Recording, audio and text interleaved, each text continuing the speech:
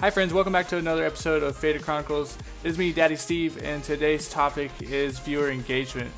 Today I want to talk about how to stream to low engagement, aka no viewers, and also tips on balancing gameplay and interaction. So this is specifically around chat and how to get people interested in talking and really just getting that chat moving, because once you have chat moving, it is very easy to keep it going. So yeah, those are the two things we want to talk about today. So without further ado, I want to jump right into how to stream to low engagement, aka no viewers. Obviously, when you're first starting out, you are probably going to have very few viewers come check out your stream. So a lot of times you're not going to have any type of engagement going on. So some of the tricks that I've done when I first started back in June of last year, 2017, it was literally commentate my gameplay. So I played League of Legends, and whenever I didn't have anybody in the chat talking, and even now, when some days it's a little quieter than others, when chat starts dying down a little bit, what you want to do is really just commentate your thoughts. So if you make a decision in a game, you need to explain why you're making the decision, what you're anticipating. So for example, I will talk about like my gameplay with Zyra. I start Q on Zyra so I can poke level 1. Level 2, I'm going to get my E, and if they're out of position, we can all end them at level 2 because I have Ignite. So I'm explaining that to the audience. Even though I may not have an audience there watching me, I'm still explaining it and going through the commentary on my decision making. That way there is no dead air. The worst thing you could do as a broadcaster is stream and be absolutely silent. So always be talking about something.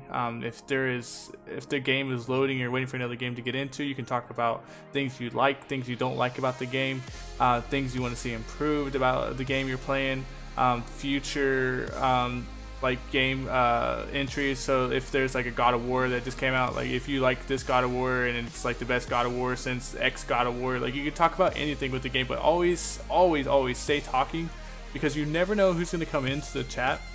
And your view count updates, it has a delay, so there's a little delay with the viewer count. So even though you may be sitting on 0, you could actually have someone in chat watching you and seeing if they really like you. And first impressions mean everything, honestly. If you go into a stream and the streamer is just not interactive or seems really quiet and just awkward overall on the stream, then the viewer is not going to really stay around. So you want to make sure that you're maximizing your opportunity to meet new people and get those people to actually stay and watch you and come back. So make sure you're always communicating, you're always talking, and you have as little dead space or dead air on stream as possible.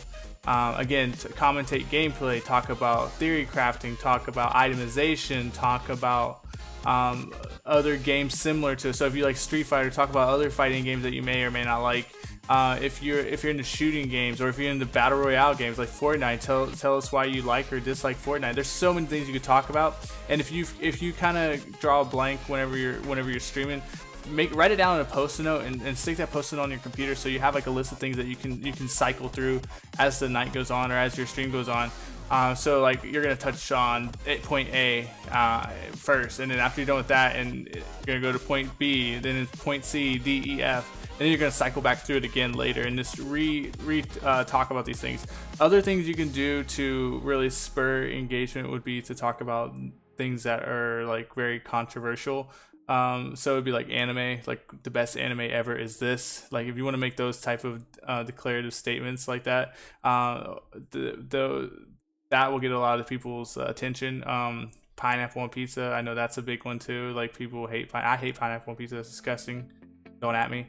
But just things like that will get your audience engaged, and it really, at the end of the day, that's all you're trying to do. You're just trying to get that engagement with your audience, so that way they can keep the conversation going whenever you're playing a game.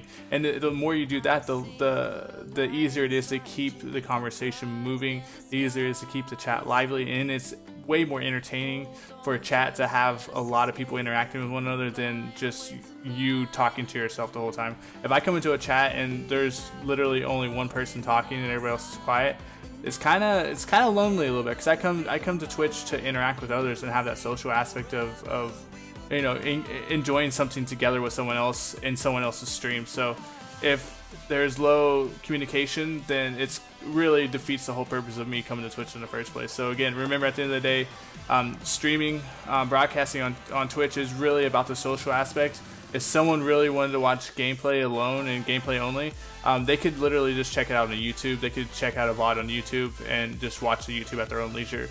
Twitch is really more about the social aspect of it. So always keep thinking about how you can improve social interaction during your streams, and it'll help you with viewer retention as you go along the way. And again, like some of the tips that I've done again are commentating my games, discussing my inner monologue, what my thoughts are as I'm playing the game, things I like and dislike about the game, recent patches that come out for League of Legends, for example, like things I like and dislike about the patch, skins that I'm excited for, because there's a whole skin thing with League of Legends, and then just things like that. And then in addition to that, I talk about games outside of League of Legends that I'm interested in that are coming up. Well, hey, this game's coming out soon, I can't wait to play it. Or this game looks like it might be good, I want to try this game one day.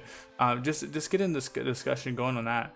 Or even anime, like what is your favorite anime? Like, I really love Bleach, and then you discuss why you love Bleach. I really love this anime, and then I discuss why I love this anime. And you can just talk about it by yourself. You don't even need anybody else to talk with. And yeah, it feels awkward talking to yourself at first, but once you get in the habit of talking to yourself and really just having just a monologue with yourself, then it gets a lot easier.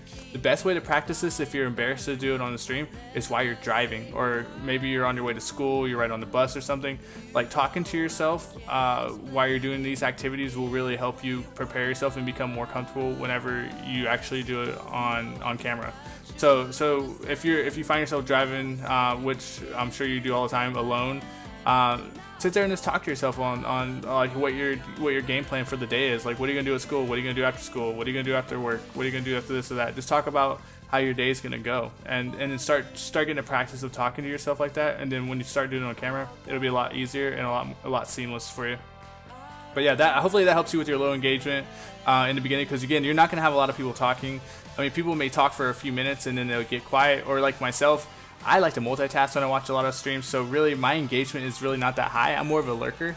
In the streams I go to, so I don't really talk too much because I'm doing too many other things at the same time. But I do like to hang out and chill and get a sense for the community, and every now and then I'll chime in on things, but for the most part I'm just lurking. And a lot of people do that, so if you really want to get people engaged, it's really on you as a broadcaster to get them to come and talk to you. There's been some conversations that have really got my attention, and I find myself sitting there talking for 10, 20, 30 minutes about one topic, and everybody's engaged. You have maybe 30, 40 people talking about the same thing, and chat is really lively and bumping, and everybody's having a good time. So it definitely is beneficial, and it makes you remember those moments and want to come back and enjoy those moments again. So definitely do not take it for granted, because that does make a big difference for everything. So I want to move into the next section of our viewer engagement discussion here. Tips on balancing gameplay with interaction. This is something that I've had to learn the hard way, being a new broadcaster and all. So what I mean by balancing gameplay with interaction is you don't want to overdo it on the interaction with chat in sacrifice of your gameplay. So for my personal example is when I first started streaming, I was so engaged with chat that a lot of times I would not be really focused on the game I was playing. And I play PvP in League of Legends, obviously, and you need to be hyper focused in your game in order to do well. If you're not paying attention to the game because you're looking at chat or doing something else, more often than not, you're going to put yourself and your team at a disadvantage and lose those games. And that was what was happening to me a lot in the games that I was playing. I didn't find the flow of the game, which is there are certain points in the game where it's okay to look away from the game and interact with your chat. So for example, when you die in League of Legends, there's a timer. You can buy your items really quick while you're dead, and then while you're dead, you can be interacting with your chat. When you're going back to base, say you have to back early, you can interact with chat when you're walking back to the lane. There are certain points within each game when you're loading into the game, when you're getting ready for the games, like everything pre-game, like you can be interacting with your chat. So finding those moments in each game that you stream where you can interact with chat is really important. And honestly, it takes a little bit of time to get used to, because every game has different moments where you can interact with chat more frequently than you otherwise could. But the main thing is to not overdo it with chat interaction, especially when you first start off, because like, oh, okay, I gotta interact with chat constantly, and then my gameplay is gonna suffer. That was my big mistake, and it really created really bad games. And in turn, the bad games really had a negative impact on my attitude towards the game. And I couldn't figure that out right away until chat was explaining to me that I don't need to constantly be engaged with them, and that I need to actually focus on the game. So chat was actually appreciative that I was being really engaged, but they were also telling me like, hey, we want you to win too, so please let's focus on the game and then talk with us when you can. We understand that you can't talk to us constantly. And it was cool that they gave me that realization that they're understanding. They're not so demanding that they are unreasonable when it comes to me playing a game that requires a lot of my focus. And that's all it is for a lot of the PvP games. Like, you need to be super focused in those games to actually do well, and sometimes it's gonna sacrifice some of that chat interaction. But it doesn't mean you completely ignore your chat. Every chance you get when there's some downtime with every game, you want to be jumping back in and interacting with as many people in the chat as possible. So make sure you just keep that in mind when you're first starting, because it is a pitfall. You can do too little interaction, or you can do too much interaction. There's really a fine balance, and it's still something I'm working on to make sure I do on every stream, is to interact with chat at as much as I can without sacrificing the gameplay at the end of the day. And so far, I think I'm starting to get a better hang of that balance. But just make sure you're cognizant of that when you're going in. There'll be times when you interact with chat it's almost non-existent, and there'll be times when you overdo it with interacting with chat and your gameplay suffers. So make sure you try to tune that to where you can find a fine balance. Each person is different on how much they can multitask with the game. Some people are extremely hyper focused, especially when you get to the higher elos in League of Legends, where when they're playing the game, that's all they're doing. They're just playing the game, and then after the game's over, then they'll talk to you. Or like I said, when there's moments of time where they're dead, then they'll interact with you. But for the most part, those guys are hyper focused on the game, trying to win that game, because it's so competitive at the higher elos you go. So yeah, just keep that in mind. Hope that helps you with balancing that, because it is a pretty difficult juggling act to do. So make sure you're cognizant of it. Watch your past broadcasts to get a sense on where your interaction is versus where your gameplay is at as well. And obviously, you're gonna have some bad days in gameplay. You're gonna have some bad days with chat interaction. That's fine. But the whole point is to always get better. So as long as you're doing better than yesterday, then you're making progress. So just keep that in mind. And again, let's just recap real quick what our discussion was today. We were talking about viewer engagement. We were talking about how to stream to low engagement. Some of the tips I went over were commentating your inner monologue, whatever you're thinking. You want to explain it, you want to do theory crafting, you want to talk about the state of the game, you want to talk about what you would like to see in the future of the game. You talk about skins, you talk about events that are happening with the game. You could talk about literally anything. The best way to do that is practice in a car with yourself while you're driving to work, while you're driving to school, and no one's around. You can just literally just talk to yourself the whole time to get practice, especially if you feel uncomfortable doing that on a camera. That'll help you with the low engagement, and it'll draw in people that otherwise may not stick around because of it being quiet on there. The key is to have as little dead air or as little silent time on your stream as possible, so keep that in mind. The other part of this topic was discussing how to balance gameplay versus chat interaction, and the best thing to do is to really focus on your gameplay, especially if you're doing PvP. Focus on gameplay first, and then chat interaction whenever there's breaks in the game. Otherwise, if you're playing PvE, you can find breaks in the game during like things that are not cutscenes and stuff like that. But PvE is a lot easier because you have more control over the game versus a PvP environment where the games are session based and you really have to play that game until it ends. There's no way you could pause the game to interact with your chat. So just keep that in mind, that PvP does require you focus more on the gameplay versus chat interaction, but it doesn't mean you abandon your chat altogether, and that you try to find those moments where you can interact with chat and still make it a fun interactive community to be a part of. But yeah, that's it for today, guys. Thank you so much for stopping by.